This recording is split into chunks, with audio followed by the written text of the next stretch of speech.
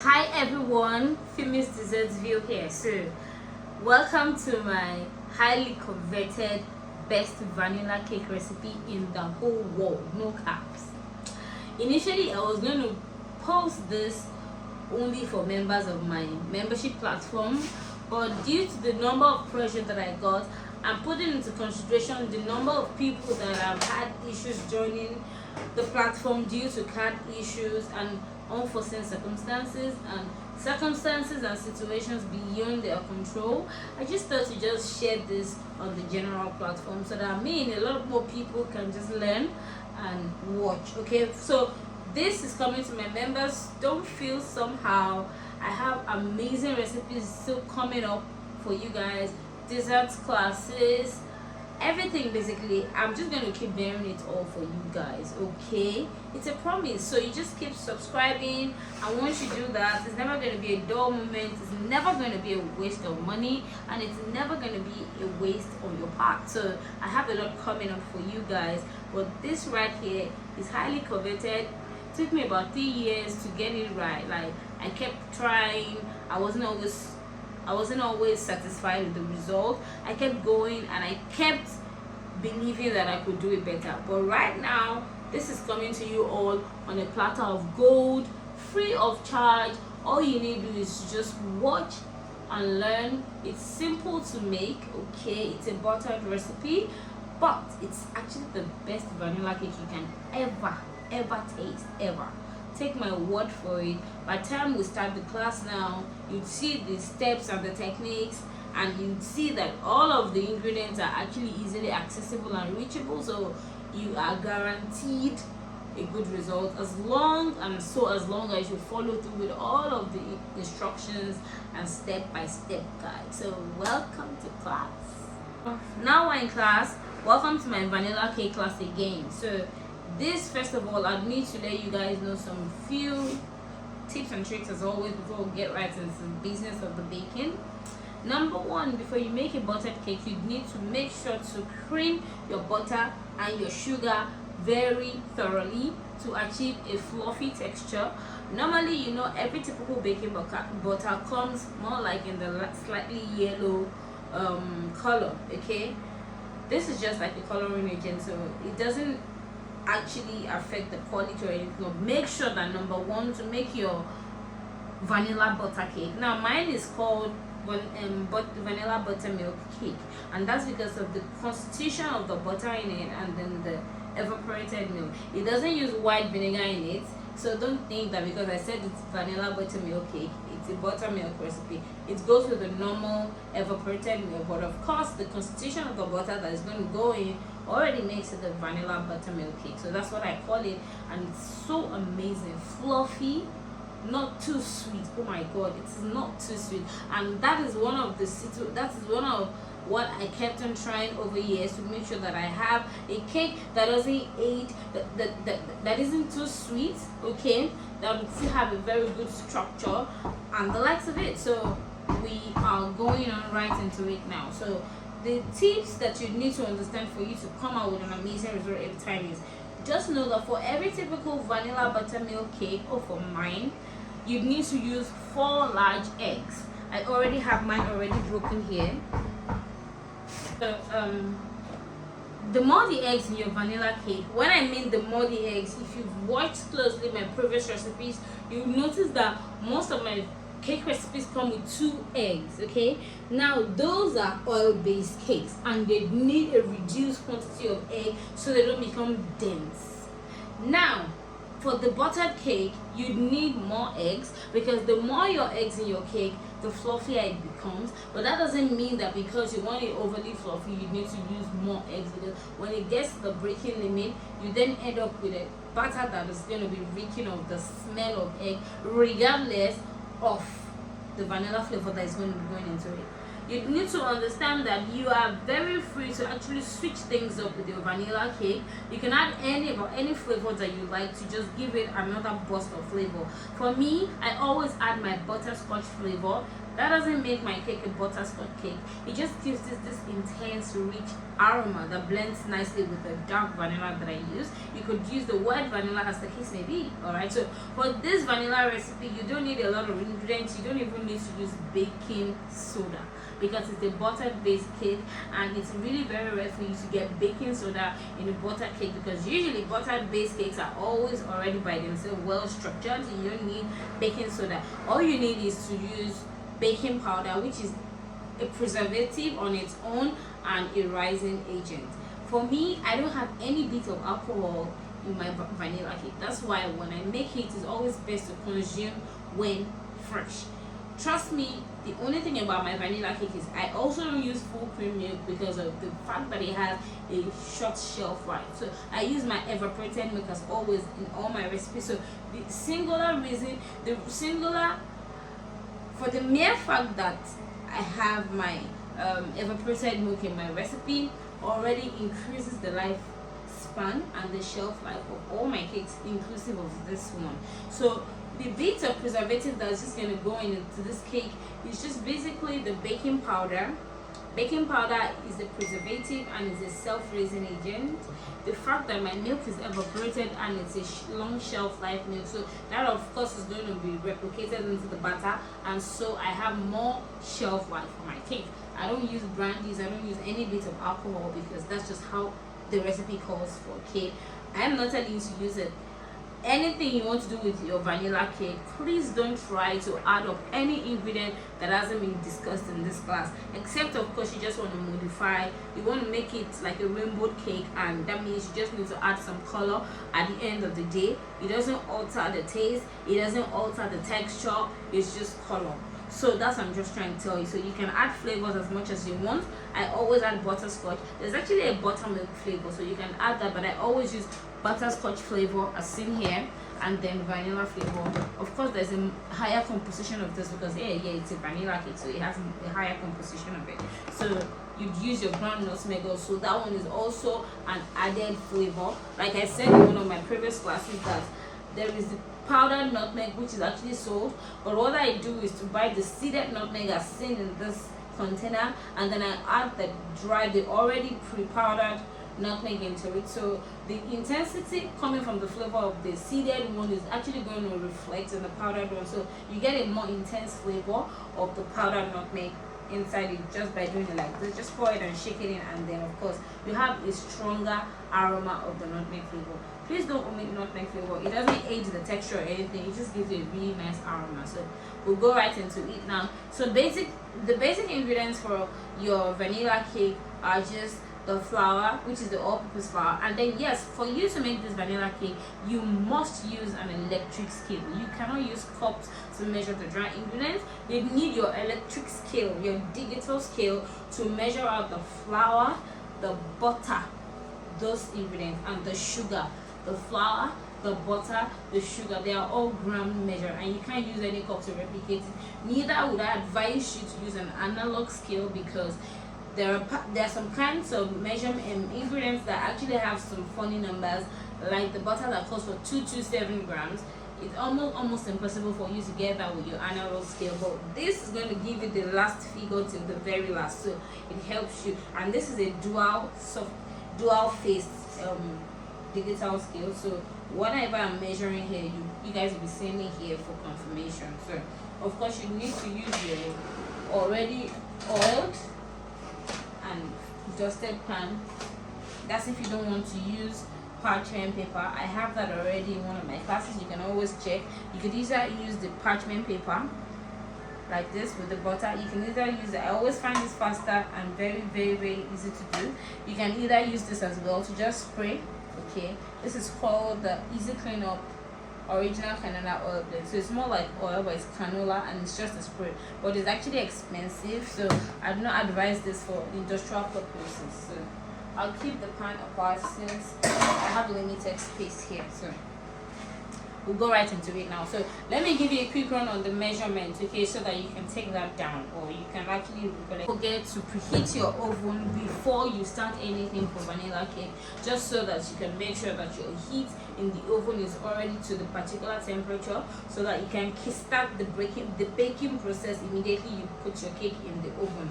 So now for the recipe, you're going to be needing 227 grams of salted butter, or margarine as the case may be. This is what I use all the time. It's called VALIDO margarine. There are different products out there, but this is what I use. Creams really fast, has an amazing aroma, and gives a fantastic result all the time. Now you can also use these salted butters, the cold ones that are sold in the supermarket, but that is actually not very economical, and I actually prefer those ones to use for my dessert cakes that don't yield as much result as what a vanilla would do. So now you're going to be needing your VALIDO butter, or whatever butter it is, or margarine that you're going to use. That is 227 grams of that, measured here. I will be teaching you how to use this scale as well. You're going to be needing 250 grams of granulated sugar. This is granulated sugar here. You're going to be needing 345 grams of all-purpose flour. Can you see why you need a digital scale to get those numbers in between? 345 grams of flour, okay? That's for the dry ingredients. And then for the baking powder that's going to go into the flour, you're going to be needing 1 tablespoon per 1 batter. Well, just going to be working with 1 batter today. So 1 tablespoon for 1 batter. You're going to be needing half a teaspoon of the ground nutmeg, already made up into this, but this is what the ground nutmeg is called, pure ground nutmeg. You are not going to be needing any bit of salt in this recipe because it's already salted butter that we're going to be using. So basically the dry ingredients just consist of the flour and the baking powder and the nutmeg, and that's that. And then you're going to be needing the butter. As already said, 227 grams of butter goes into the mixer. Sugar is going to be 250 grams, goes into the mixer. Once that goes right in, you have to cream this for about 10 to 15 minutes so that it can cream nicely. After which you'd add your eggs one at a time. 4 large eggs. I already said that it's in the video. 4 large eggs. After you add your 4 large eggs, you'd add your 2 tablespoons of dark vanilla. That's 2 tablespoons of dark vanilla, followed by 1 tablespoon of the butterscotch flavor. After you do that, you turn on your mixer, and then you add the flour and the milk addition in 3 variations for flour, and then 2 variations for the milk. Okay, you already prepare your milk ahead of time. There's nothing to prepare, just measure it out from the can. You're not adding anything into the milk, no water, nothing. It's just going to be like that. So once you start up with flour, the first ingredient you add is flour. Then you're thinning out with milk. You add the second addition of flour, you're thinning out with milk, and then you seal it up with the flour. Note that if you are working with a large volume of vanilla cake that wouldn't sit in this kind of bowl capacity, you need to make sure to always fold in your mix in just one single motion. In doing that, you're incorporating air into your batter and you're not toughening it out. The moment you change the speed, the direction of your mixing, you are going to stand the risk of having a cake that is going to toughen out and have a texture of a bread. So you are going to try and replicate the process that is going to go on, should in case you were using an electric standalone mixer as seen here. So if your hand is right-handed, try to mix in one singular pattern up until you are done. Even when you want to scrape the sides of flour, follow that same pattern. But if you're left-handed, try and do it that way or two. Don't turn like this and then turn like this. You would most likely not end up with an amazing result that would have a fluffy texture and result. So that is one tip that I can't miss telling you guys. So now we need to measure out the flour, the ingredients, but because it's a vanilla cake, I'll measure the butter and the sugar first of all. Alright, the reason why I'm doing that is because it's going to take about 10 minutes to 15 minutes for it to become light and fluffy. So whilst that is mixing, and then I can now focus on the dry ingredients just so I can save up some more time. So this is going to be used to measure out the flour ingredients, or for what it is. I'm going to be teaching you how you can work effectively with your digital scale without having to even have a bowl. Like this digital scale doesn't come with any bowl, but it can take as much as 40 kg of weight on it. Now this is my glass bowl. Let me just make sure to clean it well. this is my glass bowl. Cleaning it also, very clean. So now you need to put your mixer on after you put whatever weight you're putting on it. Let's have a quick tutorial. If you put on your mixer, if you put on your digital scale first of all,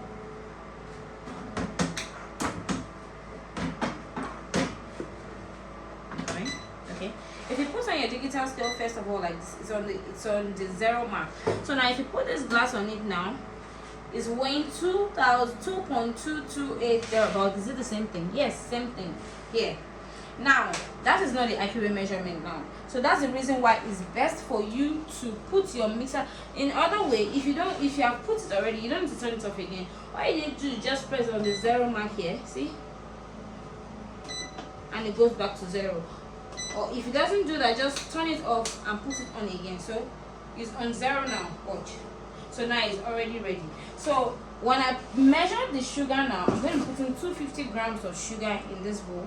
I don't need to get another container to measure butter and then pour it, because some might be stuck on the butter on the bowl and it won't give me an accurate result. So what I'll do is, now it's on 0, I'll take my sugar and always try to put your sugar first before you put your butter.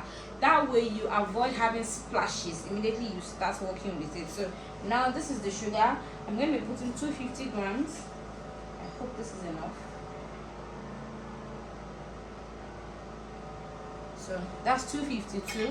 I just take out the excess. I'm very particular about exact measurements. See, so if I was using an analog scale, I'm sure you know that I won't see that. So this is 250 grams. So because I want to measure my butter that is 227 grams now, I'll just simply turn it off again and put it on again, and then it goes right back to 0 again. See, so it's as good as I'm just using it. So now I'm going to be working with the butter. I'll show you what the butter looks like. See, really not too yellow. See, that's what I use. So I'm working with 227 grams. So that's the first one. Now this is 256. I already have too much, so I just need to, I hope nothing is touching it. 256. So I need to take it out. I said this digital scale is an even number generated digital scale, obviously. Now it's actually telling me 228. See, 230. I must get this 220. Okay, so the closest to it is 228, and I think the reason why I didn't know that earlier ahead of time is because I never do one batter anyway. I always do 2s to 3s and all that, so I always get the accurate numbers. But because it's just one point, you can fly. So yeah, 228. Yeah, so after we have the sugar, 250, 228, and then I'll just leave it to cream. So whilst it's creaming, I won't be able to talk for long because you know the noise from the mixer. So while it is mixing, you just watch closely how I measure the flour and everything, and then when it's done, be light and fluffy, just proceed.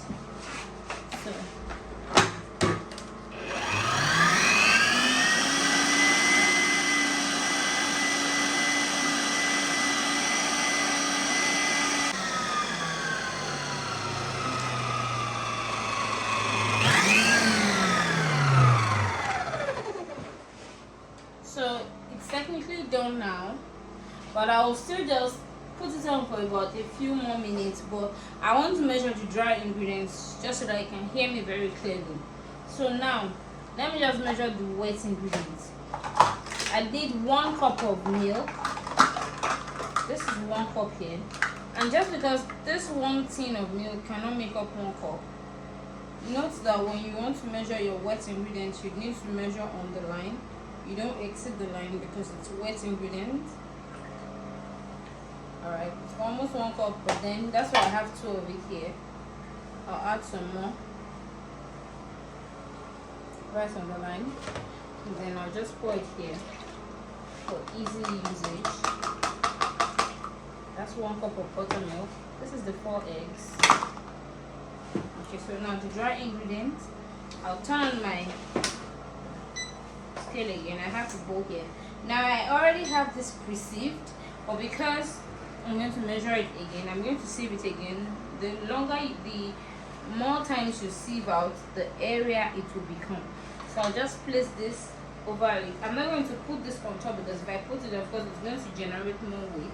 So I'll just hold it with my right hand. So let me just use this spoon or something. So we're going to 345 grams, and so I'll be sieving it up until then. So I have that. We're almost there now.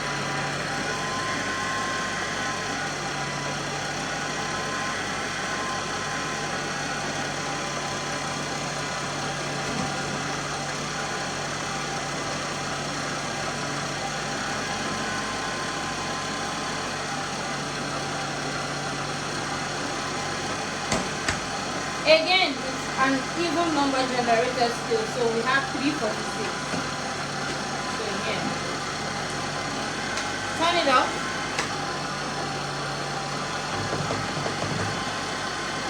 And this goes over now. Now I'm not spinning anymore, so I've turned off the digital scale.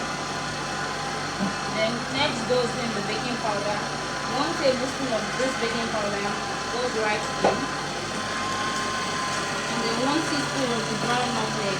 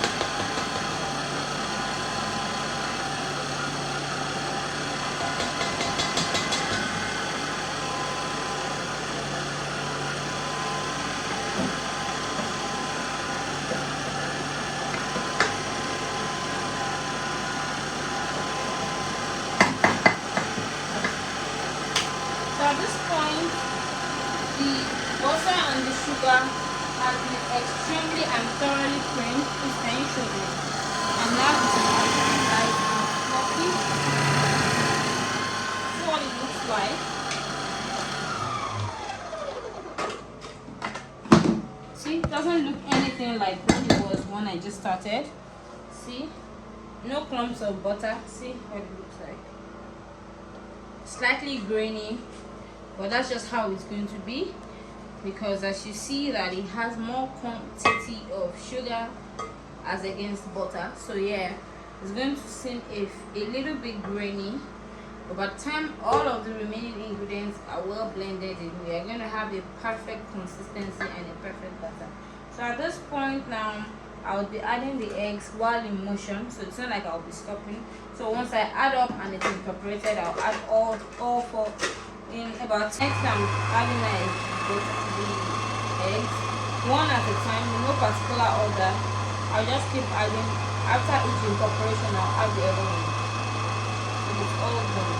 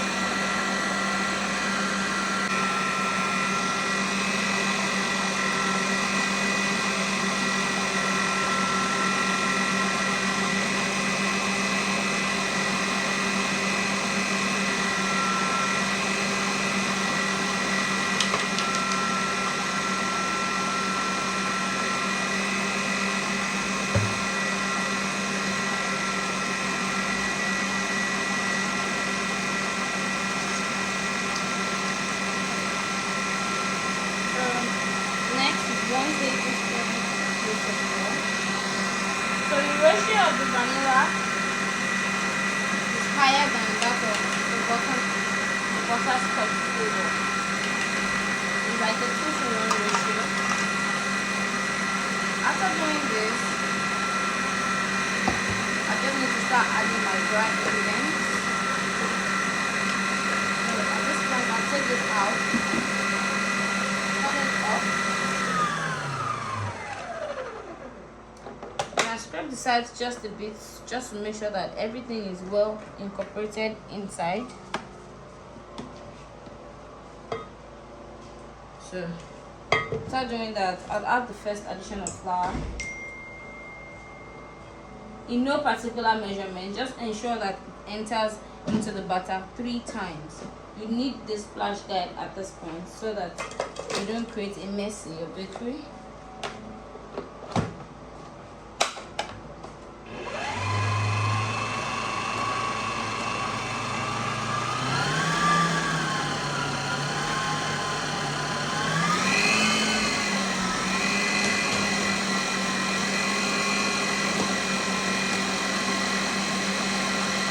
You already see how it looks.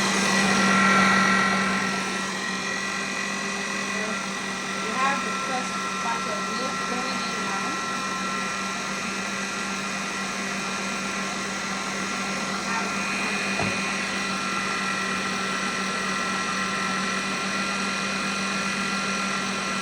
So if you are somebody that actually is making a large batch, this is the point where you need to stop using the electric mixer. After adding the eggs, you just turn the batter into a bigger bowl and use like a wooden stick or something that is food grade safe, and then apply the same technique as seen in the mixer. That is, you pour in the bowl, then you add the vanilla and the butterscotch flavor, then start turning in a single motion gently, not too vigorously, because if you are trying to replicate what the mixer is doing, you can see clearly that the mixer is not turning vigorously.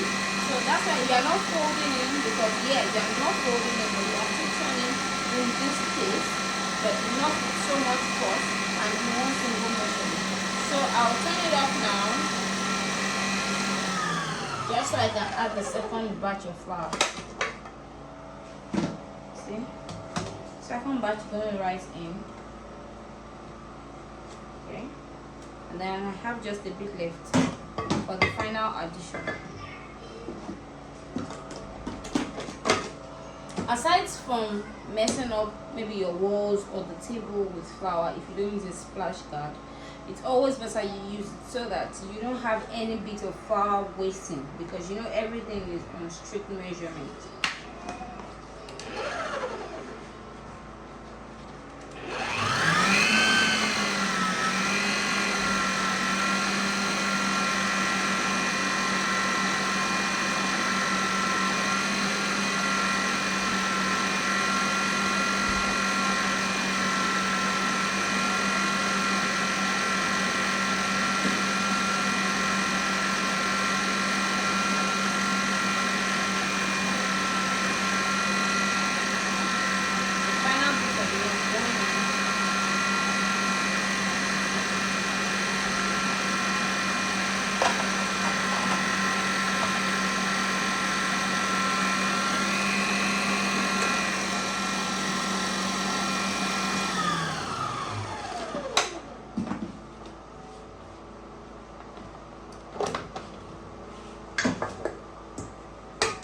So at this point, right after adding the last bit, I'll scrape the sides to make sure all the flour that has been trapped around the sides will get into the butter.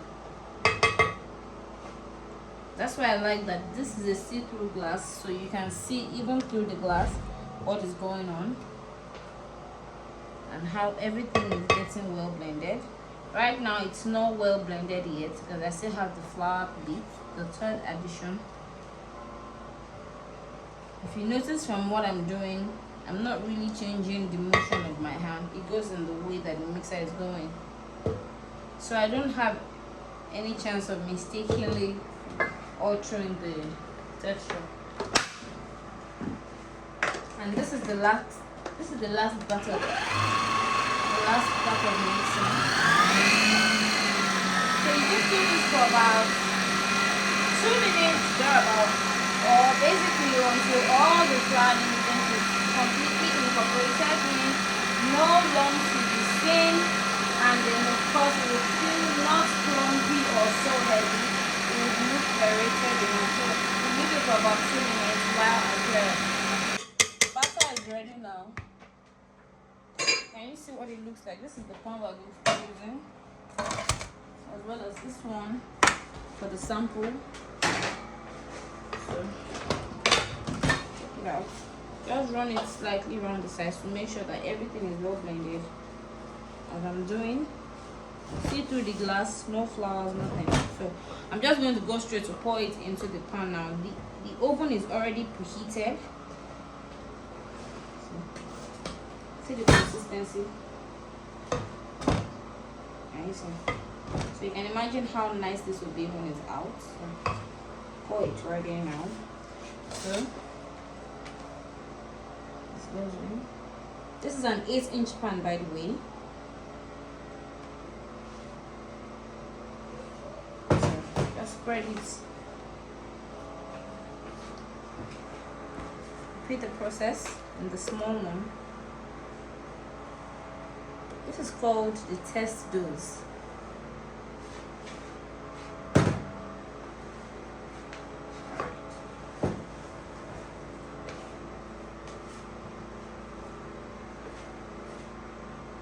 Just because this is for practical purpose, if I were to use this same measurement for a proper cake for a client, it will be higher than this. This is just for practical purpose, really. So at this point, because this is a vanilla cake, okay, and it's a butter cake, and because of the long mixing time rather of the butter and sugar, you must hit this on the table gently a couple of times to smoothen it out on the surface and to aid its leveled baking too, and to make sure you don't have any air bubbles trapped into the batter, because that is what makes you cut through your cake and you see holes inside. Those air bubbles, they come as a result of mixing for a long time. But if it's a vanilla cake, you really cannot avoid mixing for a long time because you need to cream your butter and sugar as seen already. So how to troubleshoot that is to hit this gently on the table a couple of times vigorously. So when you do that, you see by yourself that the air bubbles come out right on the surface, like they burst out like balloons, and then you know that at least you've managed it for a little bit. You do that now, and then this goes right into the oven, and then I'll be back in a bit, about 25 to 30 minutes. This will bake up for about 25 to 30 minutes, okay, because it's just really little. But this is going to take about 30 minutes approximately. But if I was going to add more into it, I would put it on the mark for 45 minutes. But this is lower, so I assume it's going to bake up for a longer time. So that's going to be all for now, and then I'll be back when the result is out. So the vanilla cake is out and ready, and we're going to turn it now. Look at what it looks like. It's still hot, so let me just use this to hold it. This was what I used to bring it out from the oven. These are silicone oven mittens, so you just need to hold it like this. See, it's out now, and then the small one is also out.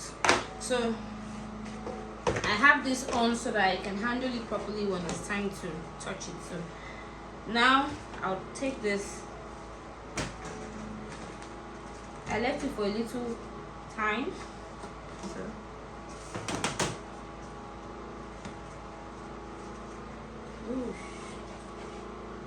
ready, and then I'll just go ahead to put it on the board like this, flip it, and we have our vanilla cake ready. Repeat the same process with this one as well.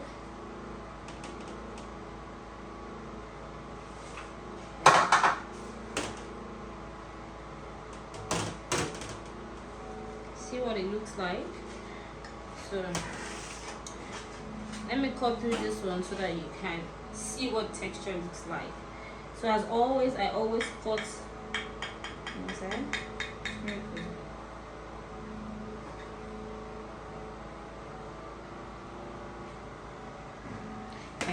So this is what it looks like. Can you feel the texture? See why it's coming, it's springing right back. That's to show you it has good texture. Can you see that it's not overly moist like an oil-based cake? See the surface is very okay. It doesn't have any sinking sides. The bottom is actually well baked, the sides are well baked, and they are not burnt at all. So that will be all for today. I hope you enjoyed watching me make my amazing vanilla cake recipe.